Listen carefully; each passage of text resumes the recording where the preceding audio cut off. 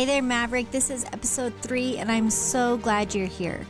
Let's dig into the big dreams, bold moves, and the million lessons along the way. This is our check-in, just you and me crafting and claiming a life that is fully yours.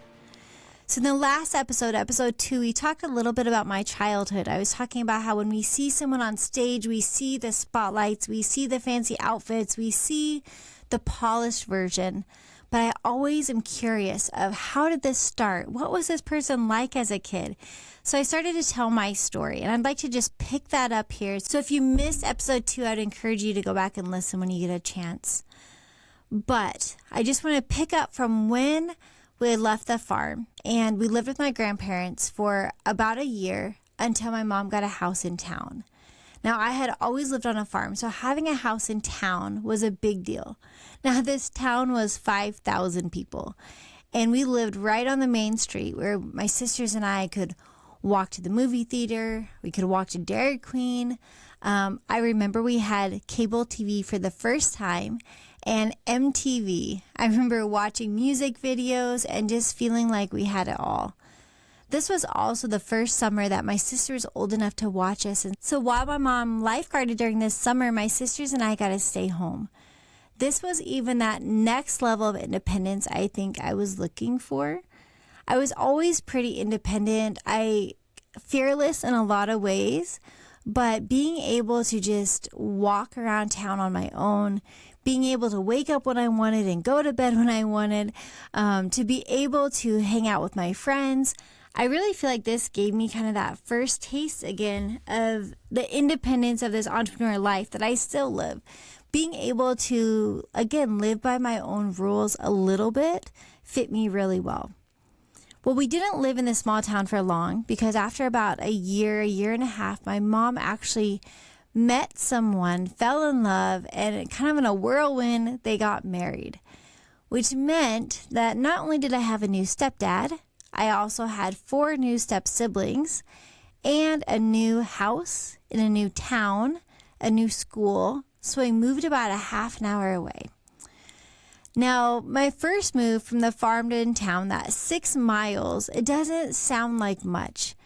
But as an 8-year-old kid, that 6 miles might as well have been 1,000 miles. Because when you don't have a car, and back then we didn't have a cell phone, that made all the difference.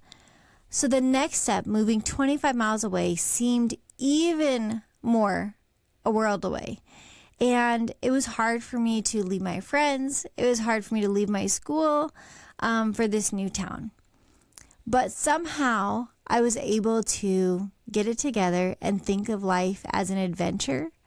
I don't know where that came from, but I remember for as hard as it was, there's also excitement in this new season. I started a new elementary school that was 2 or 3 times the size of my other elementary school.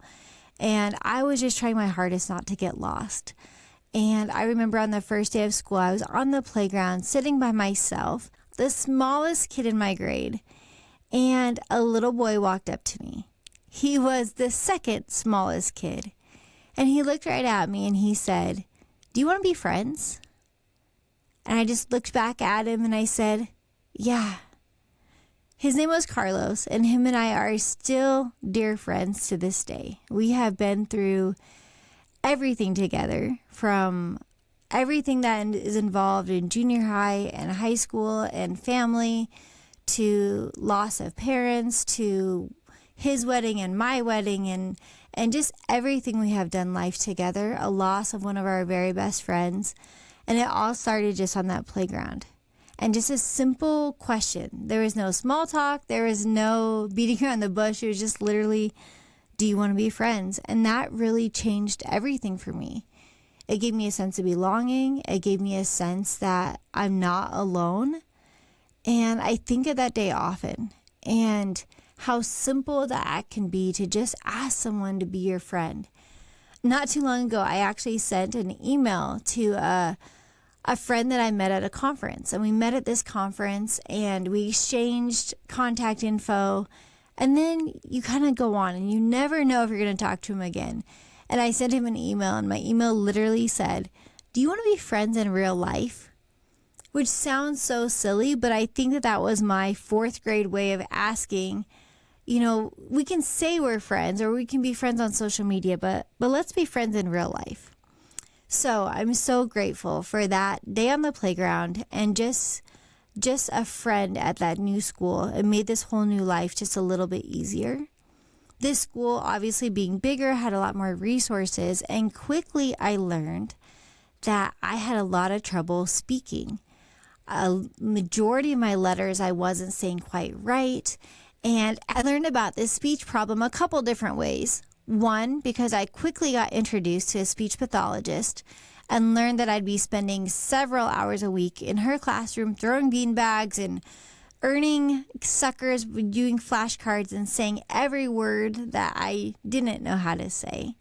But the other reason's a little bit funnier. So I started in this new school, again, 25 miles away from where I was born and raised, and rumors started spreading quickly.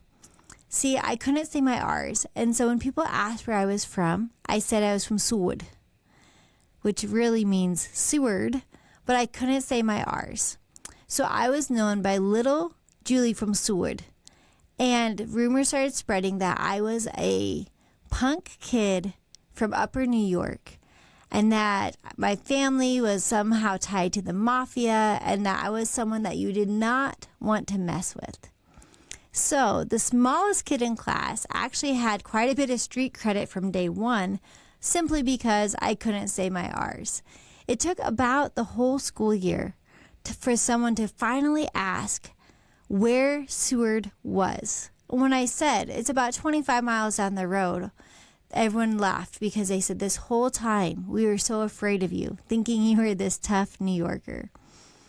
So that was kind of a funny introduction to school and to life and to this new life that I was living. This new life where all of a sudden I was starting over. I was trying to navigate not only friendships, but classrooms and teachers and therapy, and learning pretty quickly that I wasn't keeping up. I felt like in my other school, maybe my charm or my sparkle, or maybe because my mom was a teacher, I always just felt like I was running with the crowd. This new school had assessment tests and it had evaluations, and quickly I was seeing a lot of red pen marks. It was the first time I think I realized that I wasn't naturally book smart. I was missing class for speech pathology, but every class I was missing, I was getting further and further behind. So they would pull me out to practice my letters during math. I'd come back the next day to a math quiz and I would fail it. So then they said, okay, we're not going to pull her out of math anymore. We'll only pull her out of science. So the next time they'd pull me out of science, I'd come back and I would have missed a whole unit and failed that test. I feel like it was this snowball of just being told over and over and over, you're just not getting it. Then the scariest things of all was when I had to read out loud. I remember, as teachers would, you'd go around the classroom and everyone would pick, you'd have to read that next sentence or that next paragraph. And my heart would race and I would stumble over the words. I'd skip words or lines altogether. Oftentimes the teacher eventually would just say, that's good. Next time you can always just say pass. I was the only kid in class that got offered that pass card, which then put me into an extra reading program. So I went from thinking I was kind of on top of the school to this new school where I felt like I just couldn't do anything right. I was failing about every subject with parent-teacher conferences around the corner, knowing that I was going to be told over and over that I just wasn't enough at this new school. So in that chapter of my life, I really think back to the pros and cons. I think back to what my friendship with Carlos meant to me. Just having someone else that was there, that was an ally. His family and my family were probably some of the poorest families at the school. And we both had houses that we were embarrassed to bring people back to. His house was very small, on kind of a corner right by a railroad track, not the best part of town. And my house was bigger, but always messy, always full of animals and stacks of paper as high on the kitchen counter as you could reach. Just very disorganized. I remember looking at families that would have dinner together and being so jealous of that life. So I feel like those years were just a lot of transition, a lot of figuring out who I was, and figuring out who I wasn't. I learned very quickly that I wasn't an academic person. And because of that, it was up to me to decide where I was going to go next or what I was going to be. I knew that I couldn't have it all. My older sister was very, very smart. But I knew that I could find my own rhythm. And that's what I really felt like junior high and high school were for me. So that's what the next podcast is going to be. But until next time, thank you for tuning in. And if you enjoyed this conversation, let's keep it going. You can always find me on Instagram at the Juliet Wright. And I wanted to remind you to go out there and create, claim, and conquer the life that you're here to live. And even when days get tough, always remember that I have your back. We'll see you next episode.